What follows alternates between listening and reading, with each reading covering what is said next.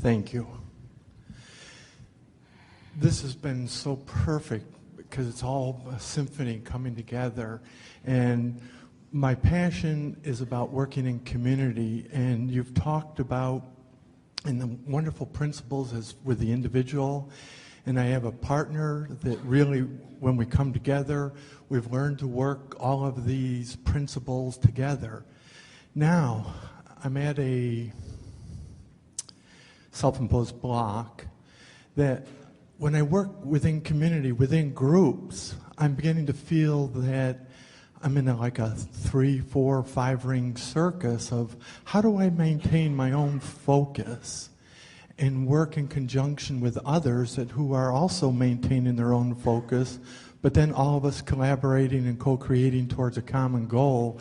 It seems a little tenuous. Well, we think the analogy that you offered is a perfect analogy for us to give you a quick response, and then we'll take a segment of refreshment, and if you don't feel satisfied, we'll begin with you. Okay. But the most significant thing, when you think in terms of an act, as you were describing it, like a 3-ring circus, when you think in terms, let's say that you are a solo act, and you are, the perfection of it is dependent only upon you and what you do. Now, of course, you never really are, because there's always going to be somebody shining the lights on you, and there's always going to be someone setting up the sound, and there's always going to be someone establishing the arena and all of that. So there are always co-creative partners. But let's say that you trust that all of that is in place, and you've just practiced your performance into a place that you know that you can deliver it in just the way you mean to. So that seems simpler, doesn't it? Because Yes. you know what you intend to convey,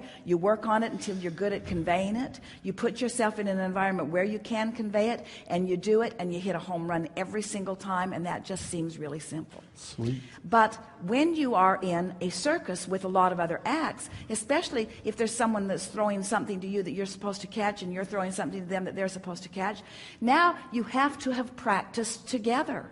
Because when it's just you, there's not so much to practice with someone else. But when you are interacting with others, you have to get a sense of their clarity, their focus, their willingness, their intention, their belief system. In other words, there are just more moving parts. Yes. So it seems logical when you think about creation in terms of action, that it would be way easier to be a solo act than to be someone that's working with a lot of others, especially if you can't get the others to focus, or especially if you can't get the others to agree.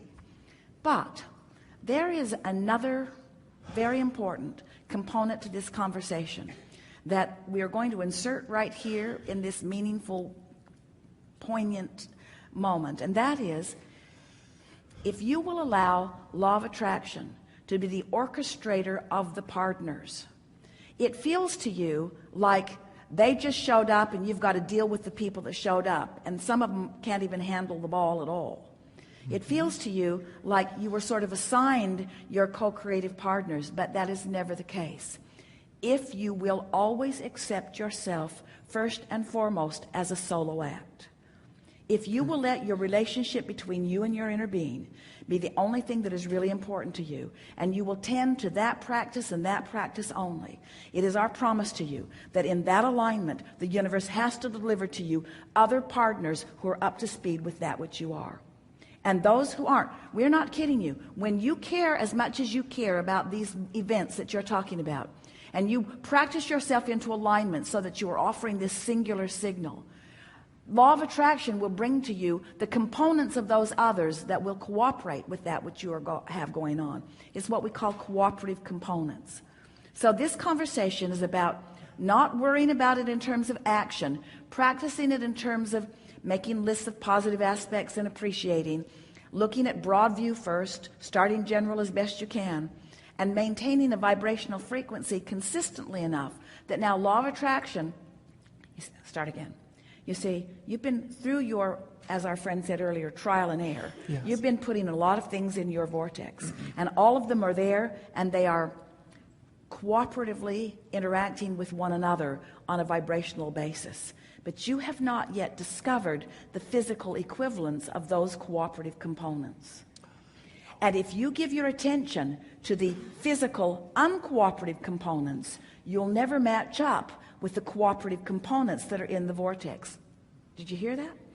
So if you can ignore what's going on as best you can, while you really emphasize the cooperative components that are in the vortex, what will happen is those people out there that don't match will find other things they'd rather do, and those who do match will beat a very fast path to the door. You follow? So far. When we come back from segment of refreshment, we'll hear some details from you, and we'll show you what we would do about massaging the specifics into more general, in order to allow the specifics that are really a match to come into your experience. Yes. Good time for a you. segment of refreshment.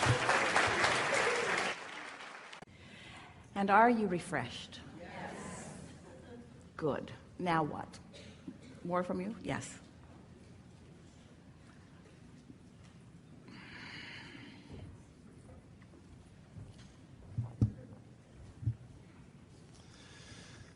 Thank you. Before we get going, I want to thank the other two people that I met outside that really, to actually experience and to see and exactly what my blocks were regarding the...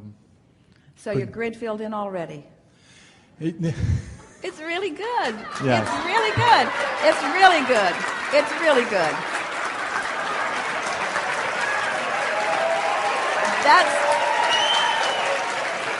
That's the way it works, isn't it? Whatever you want when you are ready, someone always delivers the means for you to experience it. It's a wonderful thing. Really a wonderful thing.